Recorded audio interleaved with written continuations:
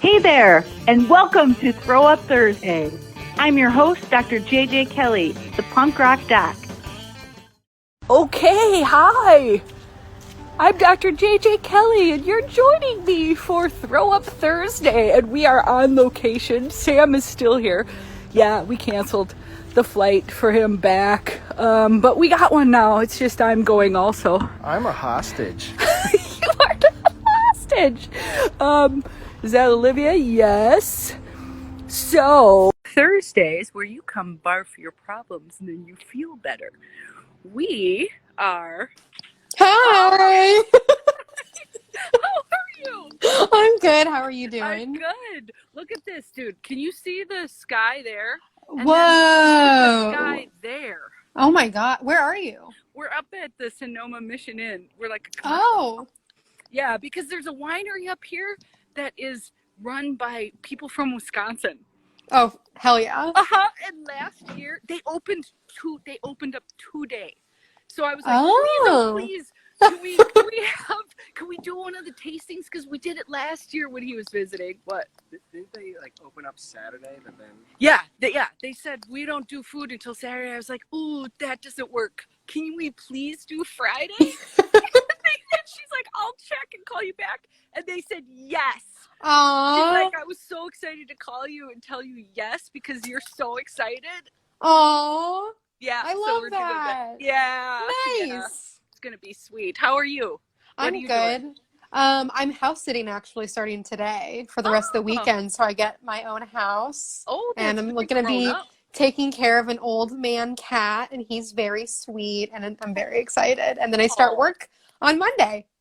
Oh my gosh, first day. Mm-hmm. That's great. So I'm feeling all of these things kind of like falling into my lap in this like really nice, manageable, and like exciting way that I'm just like, oh, thanks, universe. Good for you, dude. Are you nervous? Definitely. Yeah. But I'm mostly excited. It's like not, I mean, I'm taking care of kids, so that's like in my wheelhouse. That's your jam. And yep. Yeah, and I'm helping, which is what I've been wanting to do. And like, I know how to deal with a kid. Like, it'll be fine. Yes, you I'm like, sure do. What if he doesn't like me? Silly. That is so the wrong thing to ask or think. Who says that? I would be like, if this kid doesn't mind me, yeah, we're gonna have some problems. I'm not worried about whether he likes me. I know. Kid better not give me grief. I know. That's not the job, is not to get this kid to like me. It's to help him. Right. Exactly. Yeah. Exactly. So hello to those joining us. I saw Alyssa. Did you? Hi. I didn't. They're coming in too fast for me to see what's happening. I see but hi, Alyssa. Thank you for joining. Hi. What are you? Okay, so first question. All right. Well, since Allie's here, I have a question from Allie. Great. So we can go for that one. Go for it. Okay. So she said it's long, so I've kind of condensed it. But she said that she's feeling very territorial and irritated with having a roommate. Her roommate has loud video call meetings all day long and it is not in alignment with my values to ask her to do headphones because I know she has to deal with listening to me train / my music, which I'm sure is equally disruptive. It's also her house. How can I help myself validate my territorial anger while also accepting and finding an outlet that's not her for that anger? Well, Allie knows the answer to that question. First of all, I think that you're probably pissed at something else. And that it's just coming out sideways. Mm-hmm. I mean, that is irritating, legit irritating, but there's no way of getting around that right now. That's kind of and Allie's even saying like, what's fair is fair. Mm-hmm. So there's some sort of willfulness going on there, like a refusal to let go, refusal to accept the situation as it is. She's probably shooting the shit out of that situation and making herself miserable. Mm-hmm. So, maybe she does earplugs or headphones. Mm-hmm. And get outside. Yeah. Getting outside helps. Yeah, it's the gyms are closed and I can't train it. Yeah, that's what it is. It's not. Yeah, totally. Because we're all like, I want to do it my way. I'm sick of this shit. Like, I shouldn't have to. Remember, Yeah. like I shouldn't have to do this. I want things to be back to normal. I think this is a really good lesson for everybody in that adjustments have been made. Big ones. We've made concessions. We've let go of things. We've grieved things. And now it's like, it's like, okay, be over now. I did the thing. You know how that grieving process, yeah, like, that's what I after was 2 thinking. years or something, you're like, okay, now can I have that person back? Mm-hmm. Or I say that, like, you know, with trauma in childhood too, there's some weird fantasy that we hold on to where it's like, we've put money in a bank account or something and now we get to cash it out at 30 or something. Yes. Like, I shouldn't have to have any more trauma in my life. I already did that. Mm-hmm. I remember getting in arguments with you, be like, I shouldn't have to do this work anymore. I've already done it. Yeah. And it's so, and I've been reading about how a lot of people are experiencing like this kind of wall of just like, you know, we're coming up on the year. Yeah. You know, just being like, fuck, still like, yep. Okay. Yep. And, you know, trying to, it's hard. I mean, it's a collective trauma that everyone's totally. And I totally can get with that feeling of being like, I've done all the hard work. And sometimes, especially with grieving, I get caught up in this thinking of like, well, then what am I even doing it for if I don't get that person back? Oh my God, yes. Which is like, you know, you say it and Ratty. It's like so it's easy to validate that, like, of course, you know, but also you're not doing it for anything, you're doing it for you. That's like the thing to remind myself when that pops into my head is it's like, I could either be fucking miserable and suffer, or I can do the work, you know, and that's a much better alternative. Yes.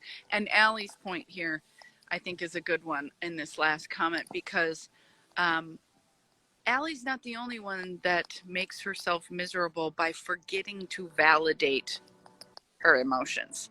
And that's really one of the quickest ways to make yourself miserable is to forget to validate your feelings. You know, like the shoulding your anger. I shouldn't still be mad a year later. Like, what? Why? Mm-hmm. Like, says who, by the way? Like, why wouldn't we be mad a year later when the same shit is going on? Mm-hmm. And it's going to come and go. It's definitely going to come and go. It's not going to be nonstop all the time, which makes it all the more effective and sensible to validate it when it shows up so that you can let it go and it's not festering inside of you.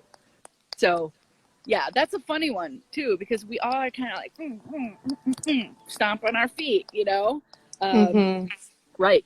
Yes, it's not like shit's open yet. Yeah, like the winery opening today. I'm like, let's go right now. Yeah. Christmas.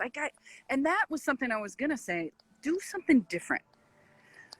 Do anything different. We all have an opportunity here. Like, just go try something just to mix it up. I think not only did we get forced into a routine we never wanted, now we're still in it a year, you know, like, mix it up. Go do something. You know, there are drive-ins that are open. Mm-hmm. Allie loves driving. It's not like you can't, like, you can go watch a movie by yourself, particularly in your car. Also, watching movies by yourself is the best.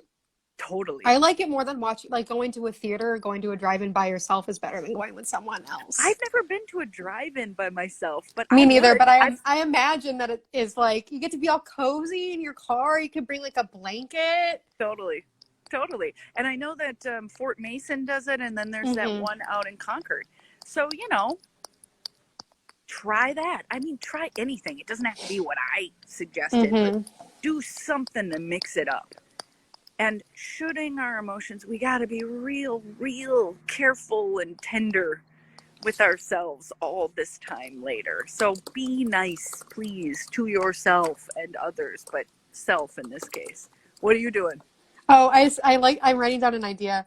So you were like, we need to be careful about shooting your emotions. And I was like, that'd be a great kid's book. Oh, yeah. To like teach not to like should, like, you know, like a big monster is the should or something. Totally. Let's make sure that isn't out there already. Yeah. What do you If it is, then we can talk about it. Sam's over there drinking champagne, going, "Shooter, you shooter." Shooter's coming. Okay, so I'm getting from the peanut gallery here. Okay, what's the next? A live studio audience. What's the next question? Okay, I got another question. This is for a friend. So she applied to PhD programs and now she's waiting. And In so, what? and she's, I should know this, but I don't remember. Okay. But, and so she applied to a bunch and she's like, the waiting is like, she's suffering so much waiting. So how to cope with that stress and kind of like not future trip when you're just waiting. You gotta just let it go. Dude, I mean, what? That's like in complete parallel process to the pandemic. We're waiting for it to be over. Yeah. So that's probably making this PhD waiting times a million. Yeah. However, it's the same shit. And therefore, I have pretty much the same answer, which is stop imposing your will on reality, on how it should be. Come on. Like, by the way, if it's a rejection, it's not like making it come sooner. It's going to be great. You know what I mean? Like, the not knowing. It's like, God, we're just so anxious with not knowing things. Yeah. You'll know when you know, and I'm sure you'll get into some, and maybe you won't get into all of them, but dude, you can't push a river on that one. And again, being kind. You know, why don't you plan the celebration you're gonna have when you get your number one pick that says come on over? Like, instead of bitching about how much time is going by, or like refresh, just plan the celebration and make it elaborate, by the way, because getting into a PhD program is a big deal. I think celebration a big deal. What she's doing is she's like going straight to the like, I'm not going to get into any of them at all, which that's a great way to make yourself miserable. I mean, that's that thing, right? Where it's like, oh, if I say worst case scenario out loud and I don't get my hopes up, then I won't be devastated if I don't get into one of these. But you know, I hate that. Yeah. Like, you're gonna be devastated if you don't anyway. So why not get your hopes up? And you know, I don't know how your friend feels about like manifesting and shit like that, but like, why don't you just do visualizations of you opening the letter and it says yes? Yeah. That even if that's pretend, using your imagination and daydreaming in that way is going to affect your central nervous system and your brain chemistry, and you're gonna feel better. Yeah. So do some pretending, do some playing. Definitely. Yeah, and some self-soothe too, you know, like baths and shit. Like, that is legit stressful, but you know, the best you can do is just not make yourself more miserable in the I'm never gonna get. You can't. What do you got? A crystal ball? You don't know. You don't know. Yeah. When I was talking to her, I was telling her that I have done a thing in the past where I think that because I like have anxiety and trauma, that means I like can predict the future, and just because I have this like, you know, ball in my stomach means that I know that the bad thing is going to happen, and that's not true. Yeah. Well said. Yeah. You know. Yep, your nails look good too. Thanks. I got a dip set. That looks good. And so they're fun and like acrylic. Nice. Yeah. Yeah, and your friend can follow up with me too if they want to. Okay. But congratulations. That's a big step. Applying. Definitely. Step. So, all right, what's up? Okay, I just got a question hot off the press from Grace. Okay, so they say, I went on a date last weekend and it was very sweet and fun. And at the end, he was like, I'm not looking for anything serious. I feel disappointed and scared and mad because I like him and also don't want to keep pursuing people who aren't emotionally available. Any tips on how to proceed? Let it go. Move on.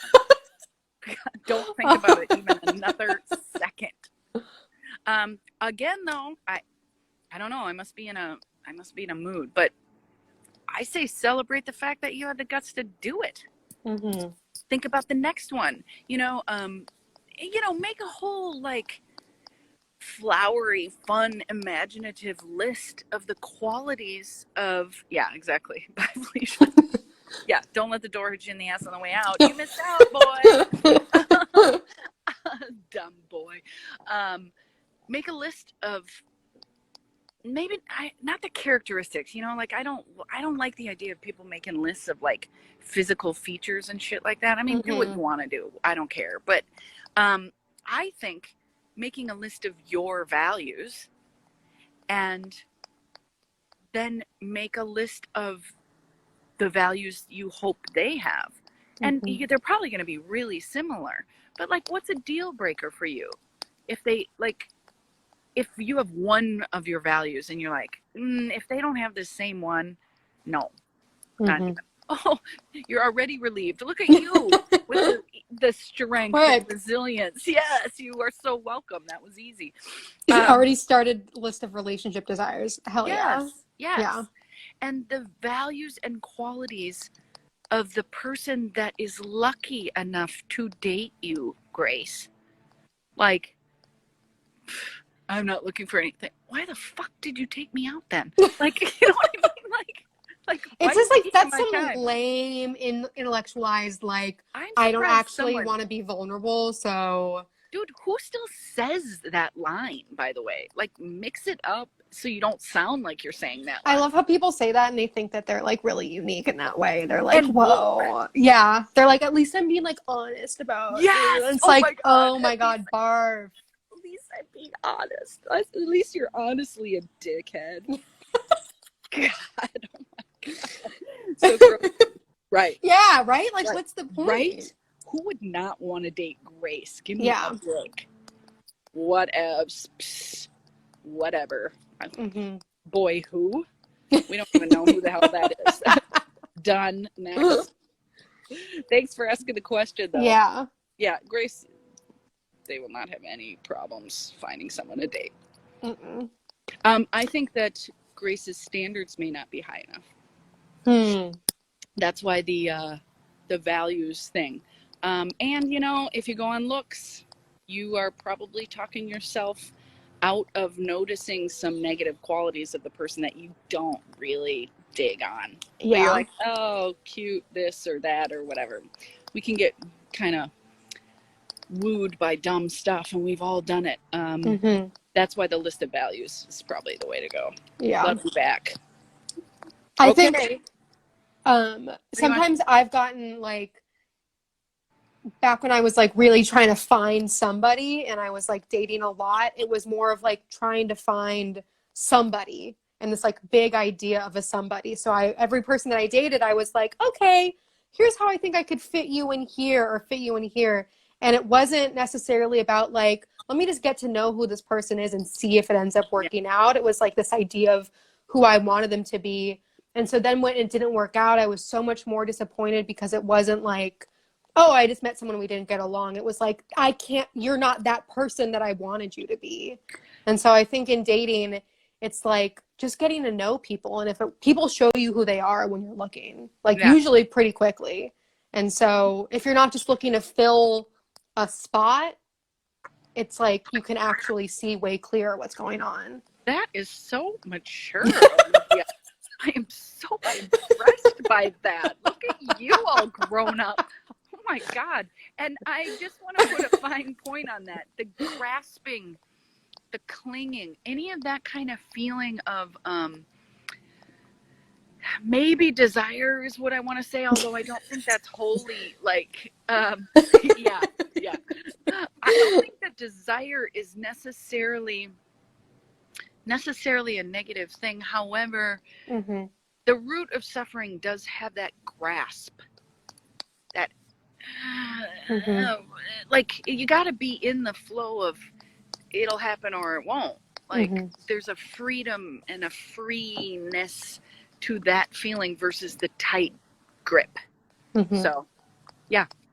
If you haven't watched Daniel Sloss's comedy special Jigsaw, Grace and anybody, you should watch it because that's so good. Yeah. Nice. All right, next. I have another question on a similar vein. So my friend was in a Yes, pretty Al. gnarly breakup, and so their ex just got a new partner, and so how was some tips on how to like cope with that? You got to get them off of your social media. Mm-hmm. Do not cyber stalk them. And everybody knows that, and yet everyone seems to do it anyway. That is like a drug. Yeah. To cyber stalk them is going to get in the way of you healing your broken heart. If that's what's going on, you are Mm-hmm. going to be in the shit for a little bit. It's going to feel crummy, and it's going to feel worse if you're looking at pictures of them with somebody else. Mm-hmm. No. That's like self-harming. You got to like, and then Yeah. go ask for support from the people that love you, the people Mm-hmm. you trust. Say, please help me. I'm like leaking all over here. I need my friends. Mm-hmm. You gotta ask for help. Because otherwise, we've all done that too, where it's like, how do you not know my heart is broken? Like, because you didn't tell me. Well, I shouldn't have to Yeah. tell you. I just had a breakup. Why wouldn't you know? Well, come Mm-hmm. on. Take responsibility and ask for help, because we all need it in that situation. I'm sorry for your friend. That's really hard. Yeah. Oh, that's too bad. And that person can follow up with me as well. However, I'm not going to say anything different. Mm-hmm. Do not cyber stalk. And I know they're doing that. I know your fucking friend is doing that.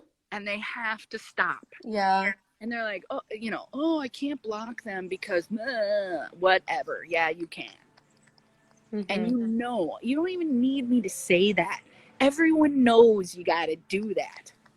So do it. It's not, you don't wait for the fucking like motivation to do it or the pain to be over. This is a discipline. You do this for yourself, and it's going to hurt like hell, and you do it anyway.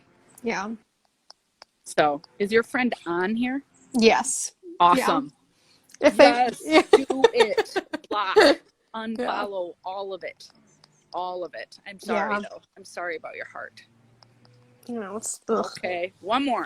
Okay, perfect. I have one more. So this is another question for a friend, so at work they have this huge deadline coming up. Okay. What are some ways to like help with the stress of that looming and like having to work really hard on it? I need way more details than that. Okay, so they're work very hard and put a lot of like probably work a little too hard sometimes. And they have like this big grant application coming up, and so they're having to work really hard in order to like meet their deadline. But it's really like affecting them and stressing them out, like even when they're not working. They're thinking about it when they're not working? Mm-hmm. No. We need some boundaries around that for sure. Either just fucking work your ass off till it's done. And don't see anybody and don't get your yuck on everybody. Or set it aside, walk away, go have some fun, come back later. Like don't mix those. You don't shit where you eat. You know what I mean? Like your friend probably needs some playtime in order to recharge and then go back to the grant writing, which, oh my God, that's heavy. Yeah. But if they can't think of anything else when they're being social, then just crank out the work until it's done. Either cram or play, go back. But these things really need to be separated. Because that's the kind of thing that like you're going to have dreams about and shit. Yeah. And that sucks. And by the way, if your friend is anywhere near your age, this is not going to be the most fucking stressful thing that happens in their lives. So they better fucking figure out how to walk away from work and be able to play. That is a life skill. And harder is not always better. And it doesn't make you some sort of bleeding heart. I see a lot of that shit like in nonprofit. Where people like bleed for their job, and if you're not bleeding for your job, then you must not really care. There's something way narcy about that nonprofit burnout. like you want to be seen as the person who works so hard that their health suffers. That's sick. There's something sick about that. Aren't you a much better role model if you do something, you work really hard doing something that you love and it brings you joy, and then you can go play too, knowing that it's a job well done and you're proud of yourself. And your friend probably is not celebrating the steps of this. You know, like every day is an accomplishment. And so pat yourself on the back for every day you're doing something I could never do. I would never be good at grant writing at all. Oh my gosh. So I'm already impressed that they're doing that. And it's probably for something awesome, I hope, for their sake. So, you know, like, this shit's going to get harder. So come on, mellow out. Yeah. Like, it's probably not, like, brain surgery, you know? Like, nobody's going to die tomorrow. Yeah. So, you know, and even in my job in the past, there have actually been times when someone might die tomorrow. Yeah. And I still don't do that kind of shit to myself because there's a self-important piece to it. Yeah. Like, you can, of course you're anxious. Fine. Be anxious. Then regulate the fear with the play and breathing and sleep and all the self-care. But like, also get some perspective. Like, yeah. I mean, I can't save someone, and neither can none of us can. Yeah. So like, just do the thing, and there's more to life than this grant. So definitely. Validate feelings. Try not to pile on other ones. And just one step at a time. Yeah. I think like validating and shelving for when you're not working. Because I did this a lot in college where I would be like stressed out about something. And then I would be like, okay, well, now I'm going to take a break. And then I'd spend the whole break worrying and still stressing, which is like, which made me want to choke you out. I know. And it's I'm seeing it too. And I'm like, oh my God, like either just work or don't work. But you can't be like, don't bring that into your leisure time and your break time, because then you're not actually breaking, and then it's like self-harm. Totally. Plus you're making everybody else like not want to be around you, which you don't want that now. God, the precious seconds we have with friends, we don't want to repel them by fucking leaking about work. But it's really, I think that undergrad is where we very much learn this thing. And then you graduate from undergrad and you're like the lowest one on the totem pole, and you're like, oh my God, I have to be an adult or whatever. And they plug you with that. Yeah. Too. They put that info in your head, and it just really can freak you out. So don't buy into the hype. They know that these bosses and companies and academia, they know they can take advantage of people in their early and mid-20s, pay them nothing, work them to the bone, and constantly just infuse them with how they're lucky to have a job that drains the life out of them. So don't buy into that. I feel for your friend, and she is probably, if she's your friend, she's probably smarter than that. So don't buy into what bosses and adults and workaholism is not virtuous. Yeah, it's dumb. Yeah. Okay, that's our last one, huh? Yep. All fun. Right. This was nice. Lovely to see you too. Thanks so much. Thank you. Have fun at the winery. Yes, thanks.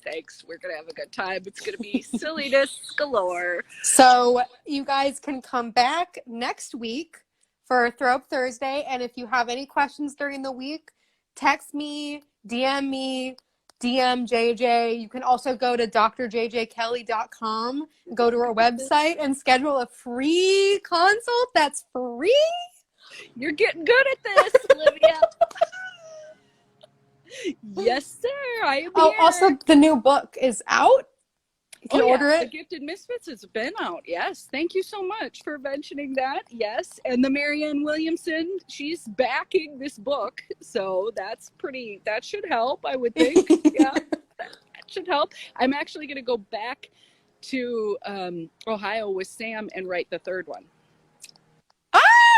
Mm-hmm. Oh my goodness. That's the narcissism one. So that's actually going to be, hey, Corey.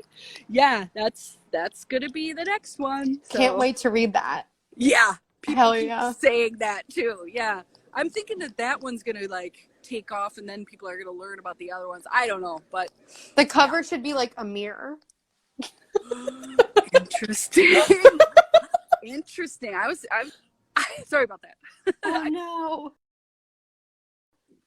I gotta go. My phone's gonna die. Okay. All right. Okay, thank you, everyone. Love you. Bye. Bye.